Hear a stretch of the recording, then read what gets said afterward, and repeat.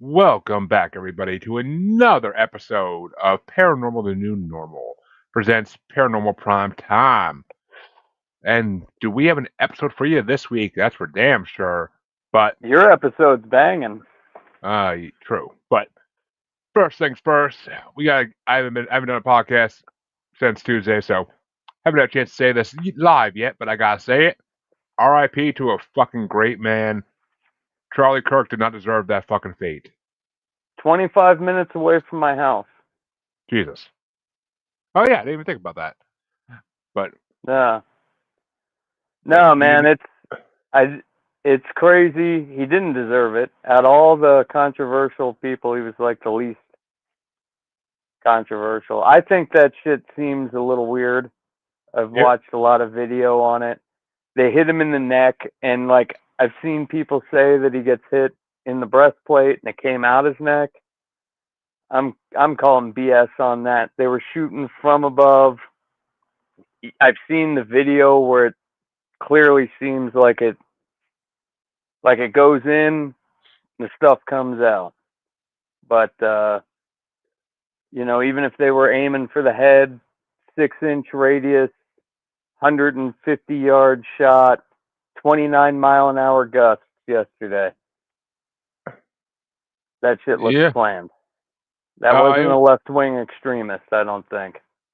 it definitely. I mean, I don't know. I heard reports it was a left wing extremist. I heard reports it was someone from MAGA. I don't know. I I it I definitely think it was. was our CIA. They said today it was a hit, which it definitely was a hit. So I mean, Yeah. it was a planned hit, but it's. I They loved even it. had the biggest thing that made it a hit was they arrested that old man, and there's video of the old man getting arrested saying, "Just shoot me, just shoot me, just shoot me." They released him first thing in the morning, so he was obviously like some sort of patsy, and this is He's. some sort of Mossad CIA cover up. Oh no, no. They said they can't even find the guy who did it yet. They found his abandoned gun in the woods where he ran off. But what I'm saying is they detained that old guy yesterday, and there was a video of him getting arrested. He was Yeah. already released. Because he didn't do it. So, He probably had a solid alibi, but but why would he be saying "just shoot me, just shoot me, just shoot me"?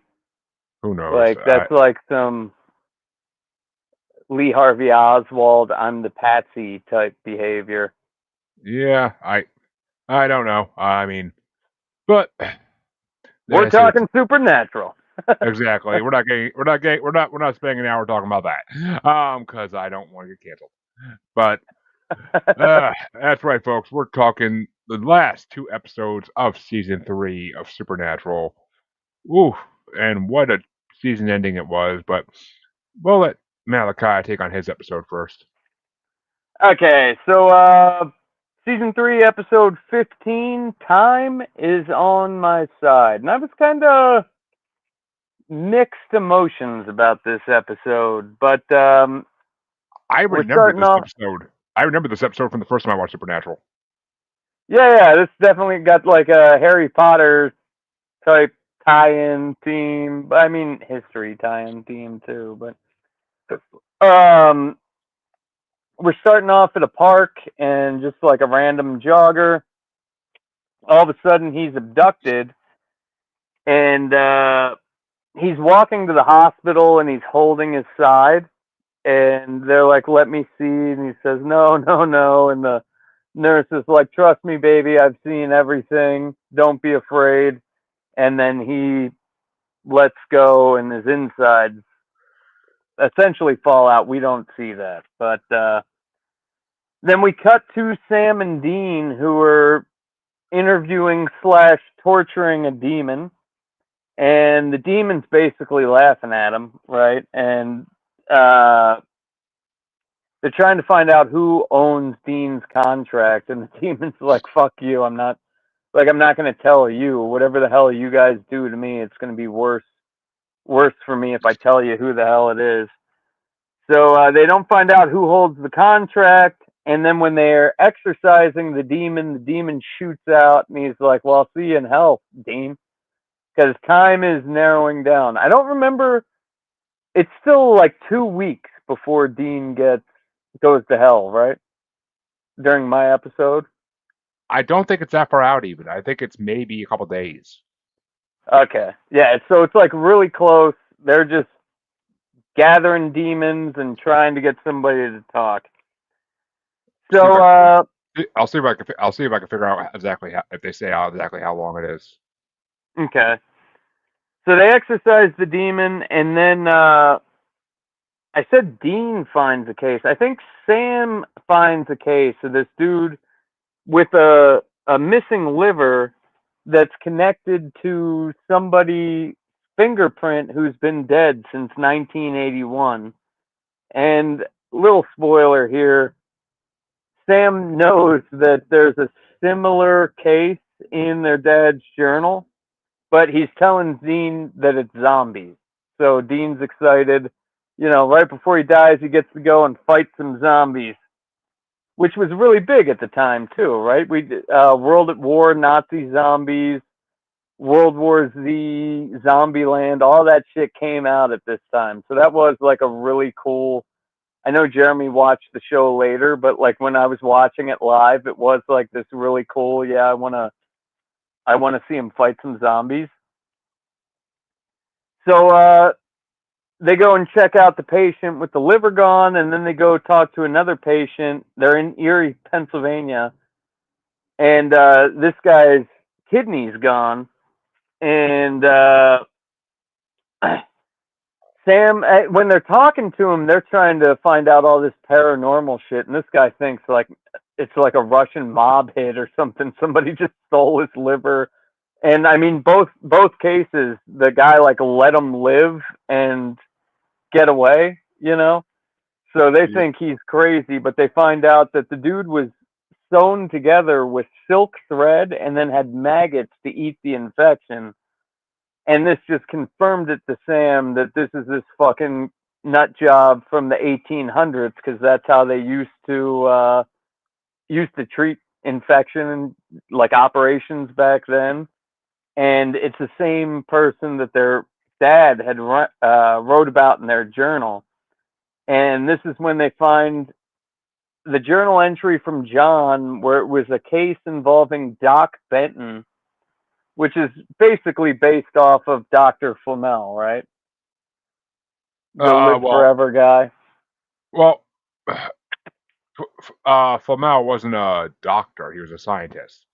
Yeah, But yeah. it's I mean it's based off of it's based off of Doctor Frankenstein basically. Oh, is it? I got more of Well, a Flamel vibe, but I guess well, you're right. I mean there's a Flamel vibe with the formula that he has supposedly to make him I guess like a immortal, mix mash. and I mean the sewing together of the body thing is 100% like a Mary Shelley, not a Frankenstein. Yeah, yeah. Yeah, I guess I can see that, like kind of a mix mash. But John had cut the dude's heart out, so he thought he was dead, right? Yep. But this guy has lived off of replacing organs and skin and all the shit that Frankenstein would need. So Sam and Dean start arguing, but then Bobby calls, like they're arguing about, I don't want to be a fucking monster, but this could save you, Dean, yada, yada, yada. Bobby calls, and he's got a lead on Bella. And, Dean doesn't want to hunt after this way for him to become a monster. And Sam's fucking determined. So he goes and checks the hunting cabins that they've sort of narrowed down in this area around like the park slash nature preserve where all these people are going missing. And Dean goes off to Vermont to chase after Bella. So we cut to Sam breaking into this hunting cabin. He finds Dr. Benton's book, and there's a girl there who's missing like a big chunk of her skin from her arm. So Sam saves this girl, and Doc Benton finds out, chases him down, and it was funny because that Jeep Cherokee that Sam rents, that was the same one my dad had that the engine blew within 6 months. And like, I, I don't know how the hell it happened, but like he didn't have a warranty or anything on it. So he totally got fucked for that. But yeah, after probably 98 Jeep Cherokees, that straight six, don't buy them, kids. But Sam runs over Dr. Flamel, and, they think they're in the safe at this point in time. Meanwhile, Bobby had told Dean to go to Rufus's house. Rufus, another big character, and that's who I think I was conflating with the FBI detective later on. Do you know what Okay. I'm talking about later on in the I think season? so. Yeah, I think so. But Bobby says you got to bribe him with a fifth Johnny Walker. So, Dean's having trouble knocking on the door. Rufus is looking through his security footage, saying, I don't know Bobby. I don't know Bella, blah, blah, blah. Dean pulls out the fifth, and next thing you know, he's in. They're sitting there drinking.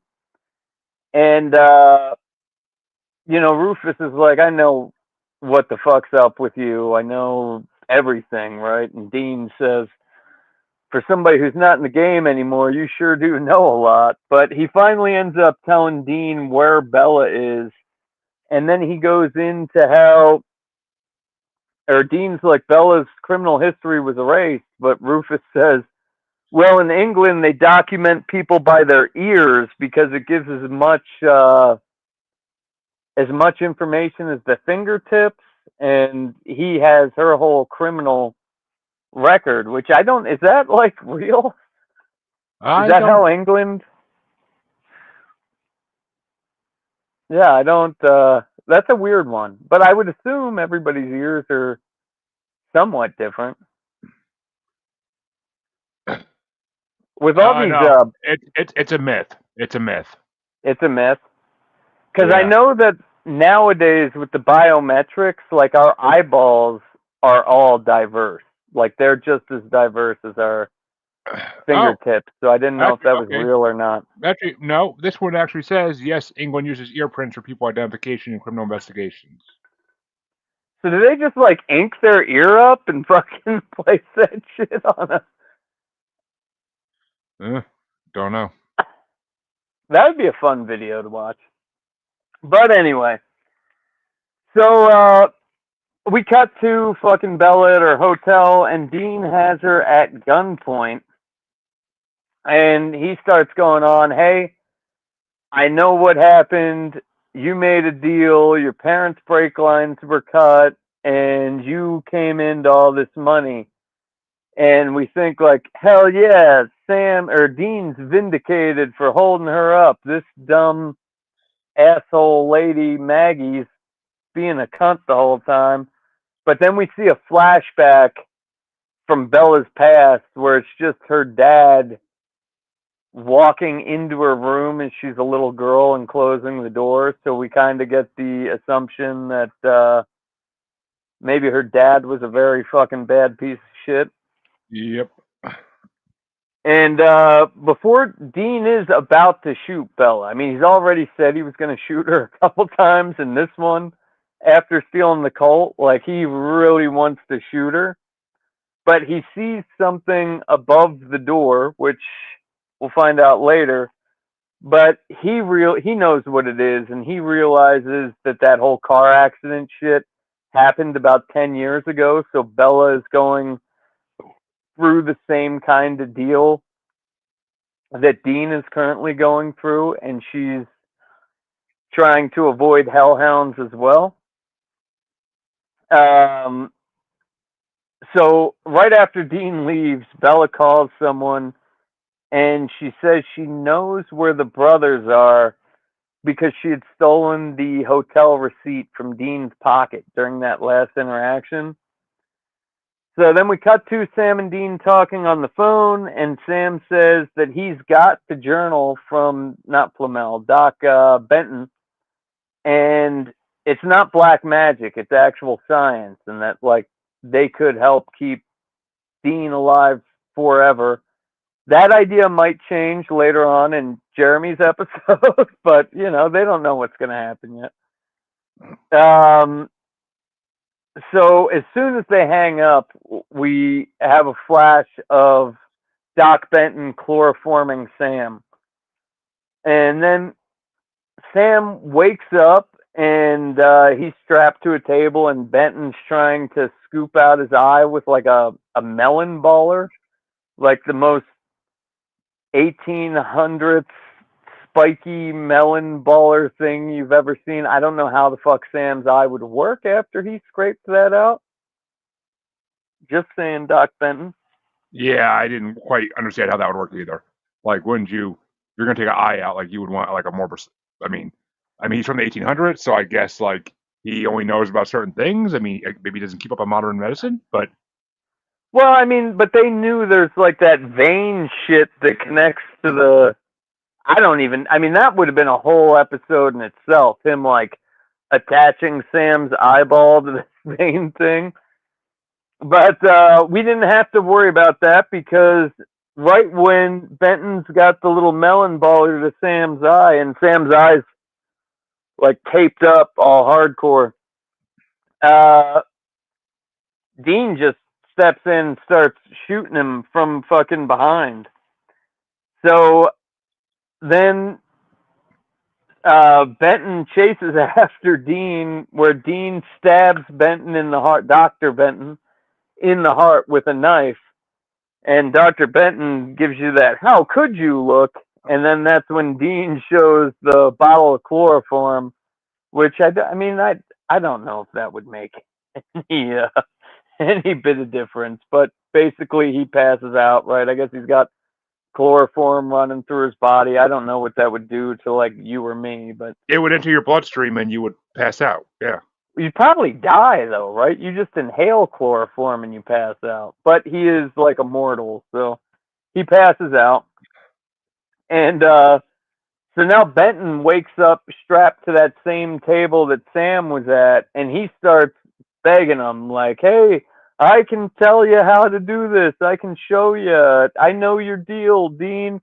Just let me live.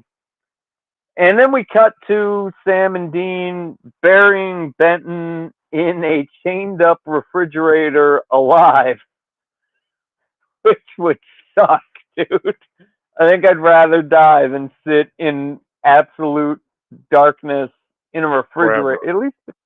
At least the refrigerator's somewhat smooth.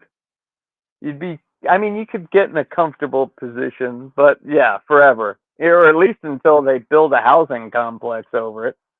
So we're thinking like these days and ages, 10 to 20 years, Well, there's probably one over there. no, it's part of a nature preserve. They never would build on it. Oh, you're right. You're right. For a while, at least. Maybe 100 years down the road when BlackRock Maybe. acquired it. Yeah. Who knows? But And then what the fuck would they do if they found that cocksucker? That'd be a weird one. they wouldn't find him. They would just find the for some reason the chained up fridge, and they would just pull it out and probably like dispose of it. Oh, he would start banging and shit, dude.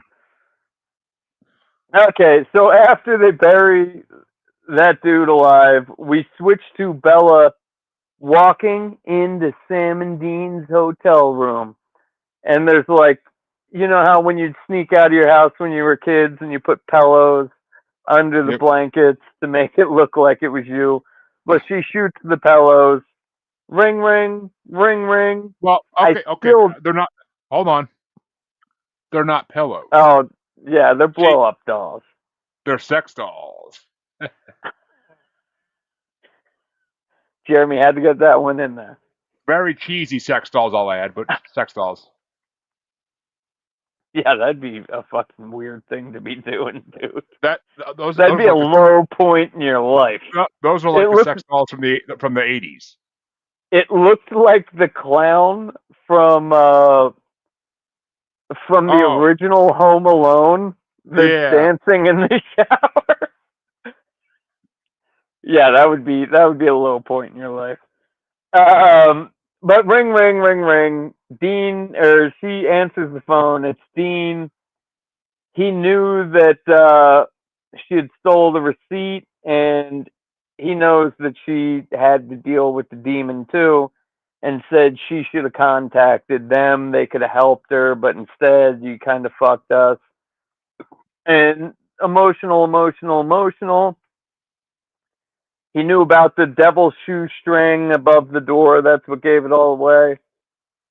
And this is when Maggie reveals that Lilith holds his contract because she was the same cunt that holds her contract. And right as the Hellhounds are coming in, we hear Bella, not Maggie, Bella say, "Kill that bitch."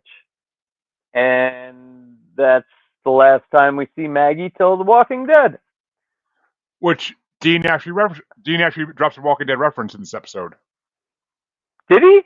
Were Yeah. they doing Walking Dead at the same time? I didn't know that. Yeah, he references The Walking Dead in this episode. This was, what was this? 2008.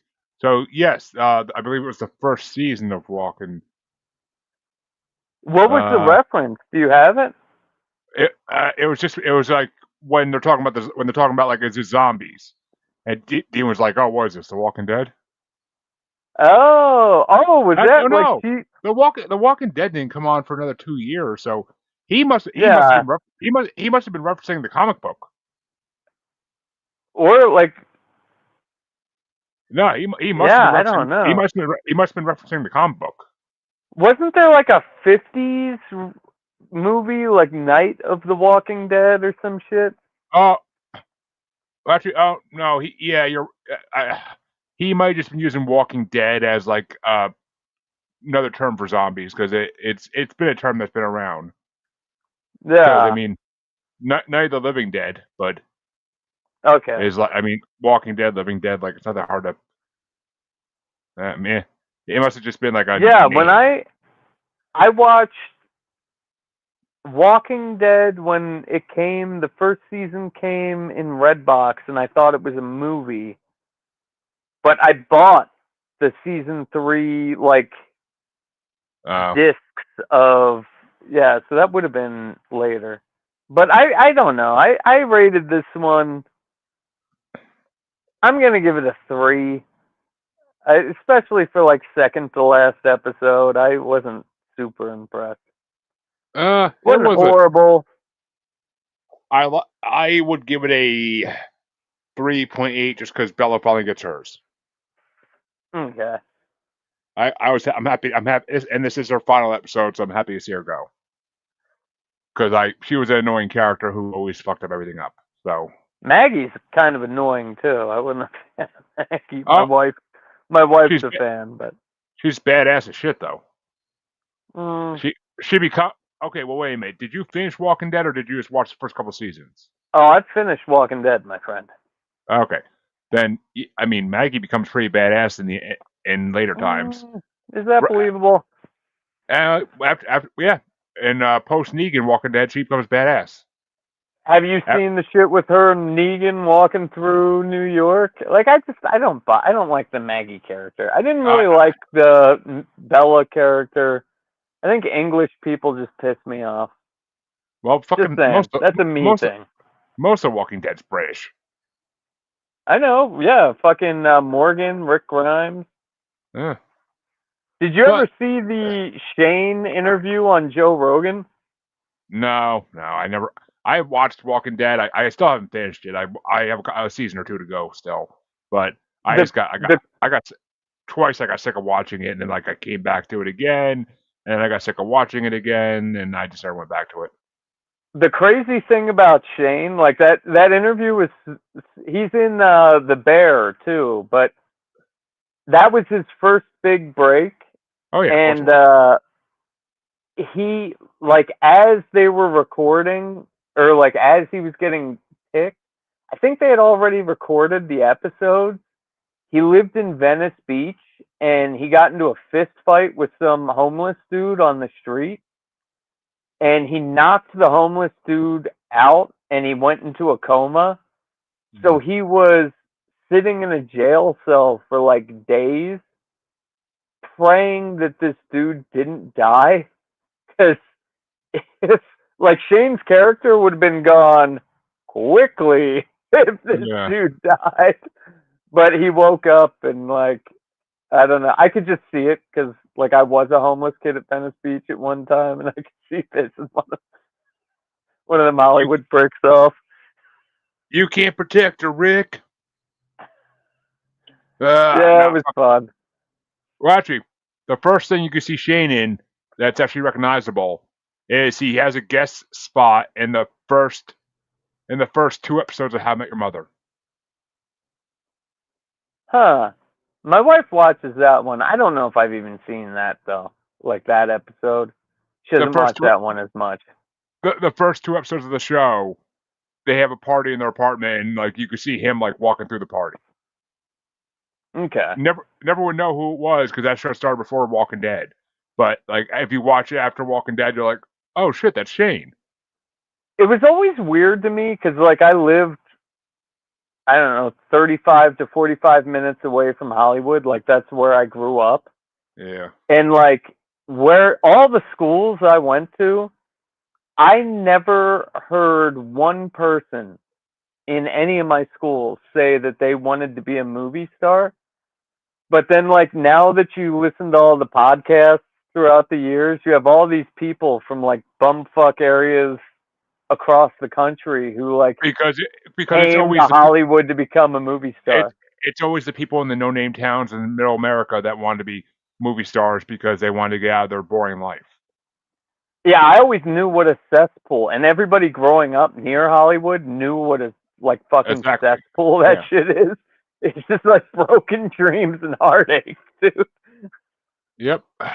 That's funny. System of a Down says it perfectly in old school Hollywood and Lost in Hollywood. They say it perfectly, but I guess it's time, folks, that we hit my episode, the The good episode. season finale of season 3, episode 16. It is called No Rest for the Wicked. It is written by Eric Kripke himself and directed by Kim Manners. And Oh, I didn't. I'm sorry, I didn't say who mine were written and directed oh, by. I thought you did. I could have swore I heard you, but No, I actually forgot until 2 hours no. before. Like that whole Charlie Kirk shit, kind of. I totally forgot we were doing this today. I watched them both, but I totally forgot. And this episode takes place 30 hours before Dean's deal is up. And if you watch it from the beginning, instead of skipping it at the beginning like Netflix does, the show opens with a great season 3 montage to Carry On My Wayward Son. It was good. But episode opens up and we see Dean running from something in the woods. It's a growling creature. We can't see what it is, but it eventually catches up with him and he falls down, yelling and screaming as his blood squirts on his face. And we see him wake up with his head resting on a page he was reading about hellhounds. Sam comes in with a smile and reveals that Bobby found a way to find Lilith. Dean doesn't believe it's going to work with only 30 hours to go, and he wants to load it up in a Mexican way, joking about donkey show, tequila, and tacos. But how do you say donkey show? How do you say donkey show in Mexican? But um, Sam says they should never do that, and sits down. He sits down and says to Dean that he won't let him go to hell. But Dean isn't comforted when he hallucinates as Sam as a ghoulish figure. So we see them go to Bobby's, who performs a tracking spell by pulling out a device and after reciting some Latin, finds that Lilith is in New Harmony, Indiana. Dean doesn't like the idea of taking her on unprepared. Sam wants to call Ruby, but Dean refuses to let him and tells Bobby and Sam to find something else. Sam summons Ruby anyway, and she tells him he can defeat Lilith using his psychic and other abilities instead of her knife. Lilith is on shore leave and has her guard down. She didn't tell Sam this before because he would never consider the idea unless he was desperate. Sam considers what she's saying, but when Dean arrives, he refuses to let her help Sam tap into his abilities. He fights her, and after taking a ass whooping, steals a knife while trapping her under a devil's trap. Sam tries to get Dean to listen to Ruby, but Dean tells them they need to stop making the same mistakes all over again and stop allowing themselves to be martyrs for each other. They should go after Lilith their way, the way Dad taught them, and if they fail, they go down swinging.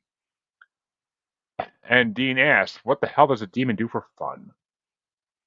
And we'll find out. We find out pretty quickly that Lilith took over the body of the young daughter of the Fremont family and is literally terrorizing them. She's holding the mom. She's holding the mom, the dad, and the grandpa hostage, and has killed her babysitter and her pet Freckles. And well, actually, we find out at the beginning. We start that whole scene by seeing the grandpa hand talking to the neighbor at the mailbox, and we find out after the grandpa goes back inside that he gave the neighbor a piece of paper that says "Help us" on it. So Sam and Dean go to leave, and Lilith is covered in what? Freckles. Lilith is covered in freckles. Yeah. Well, yeah, Freckles was mean to Lilith, but Sam and Dean try to leave to head to Lilith, but the Impala won't start. Bobby shows up with the distributor cap in his hand and tells them he's going with them because family will end with blood, you idiots. He also gets Dean to admit he's seeing hallucinations. And on the car ride there, Sam wants to have a talk in a very, we'll say a 3 gay way. Yeah. But Dean puts on Wanted Dead or Alive instead, and they have one last brotherly bonding moment where they're both yelling the song out of tune obnoxiously. And Dean gets all sad at the end, realizing how sweet this last moment is. About 2 in the gay meter. I was thinking the same thing, 2 in the gay meter. I could sing that song better than they were, for fuck's sake. But they get pulled over by a cop because the Impala has a busted taillight. And as soon as Dean hands him his license and registration, Dean slams open the door, nailing the cop right in the fucking stomach, and beats the fucking shit out of him, and then stabs him with Ruby's knife. And he tells Sam he's a demon. And Sam's like, "How'd you know?" And Dean confesses that he saw his real face under the human face.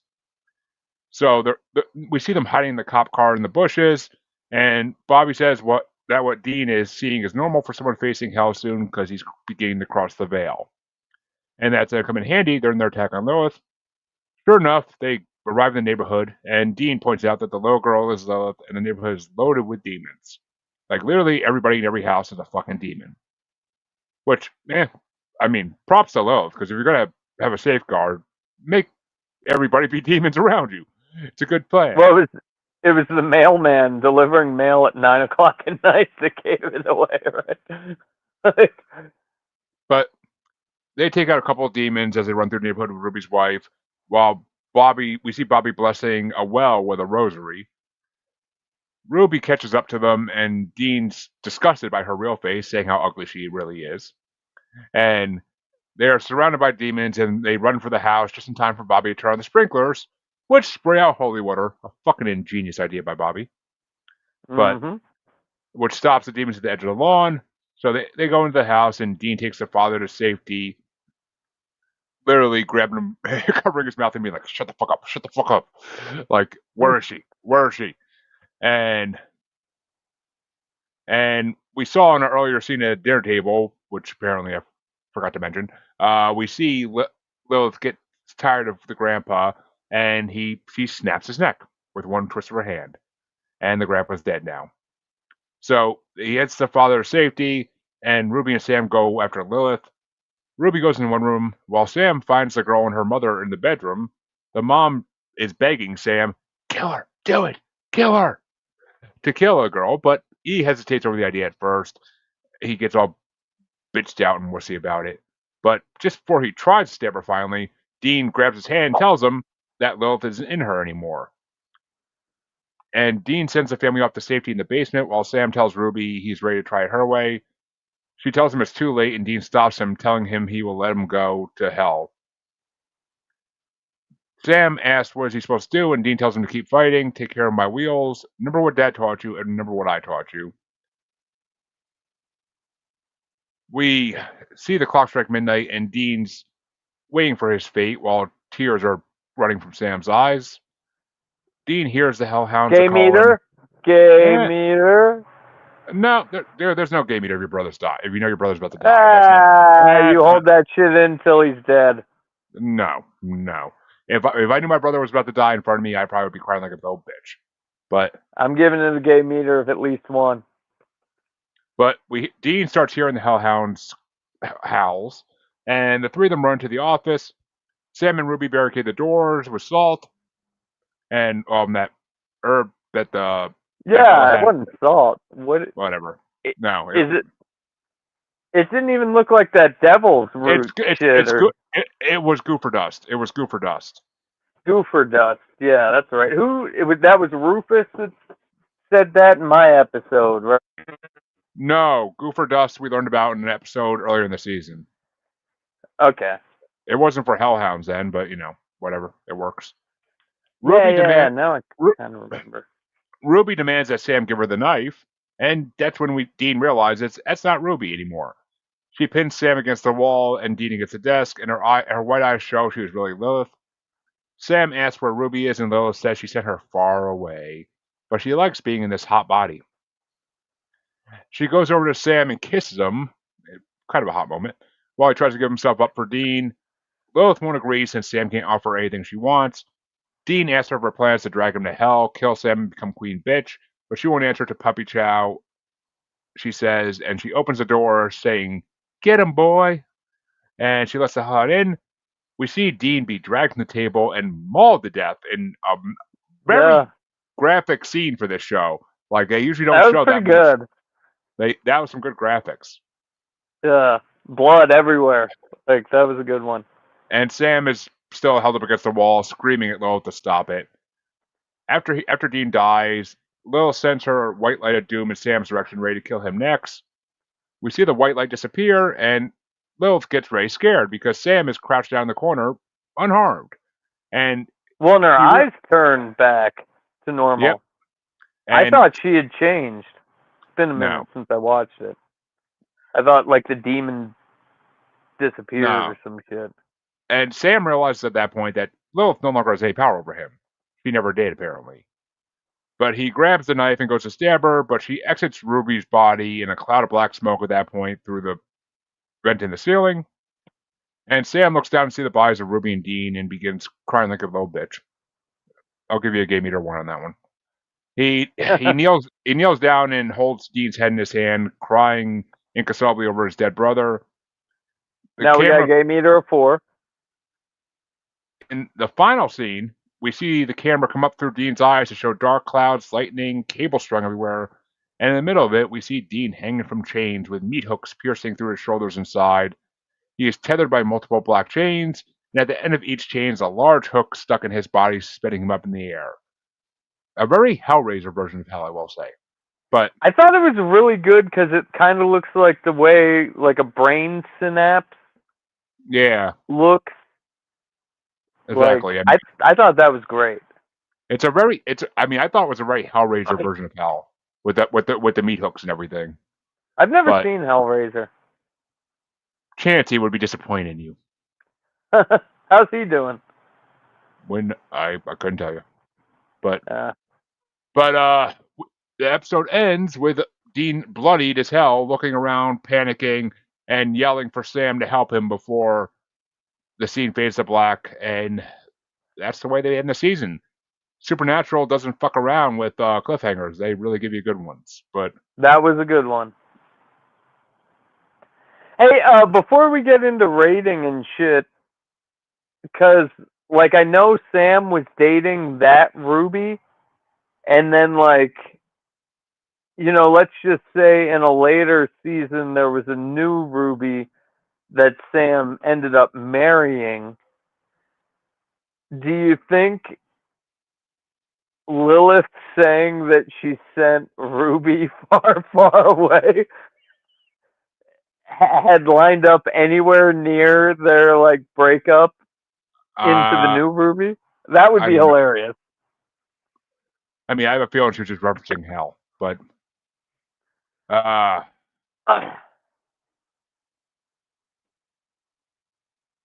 Is there something in there about like that was this Ruby breaking up with Sam or some shit? No, That'd be no, funny. no. But so apparently, the original version of the end scene that Kripke, Kim Manners, and Ivan Hayden wanted to do originally had a lot of people hanging around being ripped apart by meat hooks, but they felt like it'd be better to make it vaguer and let people's imaginations take over. And because people have different fears, and hell is a personal torment. Okay. And another fun fact: the police car that they cover up after Dean kills the demon posing as a cop is number 54, a reference to Car 54. Where are you? I thought you were gonna say it was from the Andy Griffith show. No. It wasn't 80. Well, Andy Griffith was the 50s, but that wasn't the Capris they had in the early 90s. And and at the one point where Dean says like to Sam like she probably wants you to become her little Antichrist superstar, which is a reference to the Marilyn Manson album of the same name. But Okay.